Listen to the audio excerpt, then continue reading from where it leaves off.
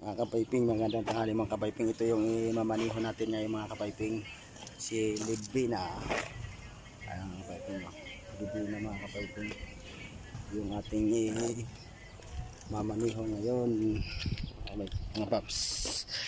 Ito yung mga paps. Ito yung mukha ng bagong sasakyan na mukha natin ngayon. Nissan din siya. Mga paps. Ito yung ating imamaniho ngayon. Maghatid sundo tayo ng estudyante dahil wala tayong pasok sa aircon installation. Dito tayo ngayon nag-extra tayo dito ng ride, at si pastor naman yung sa atin kaso at saka sa license din natin okay na lahat, wala nang magiging problema. Ito na tayo, biyahe na tayo mga paps. Anong oras na? Maghahatid ako ngayon ng isang estudyante, tapos magsusundo din ako ng estudyante pabalik din dito, tapos maghahatid naman uli ako ng mga ibang estudyante pa uli. Marami estudyante ibiyahe ko ngayon, magiging pasahero ko.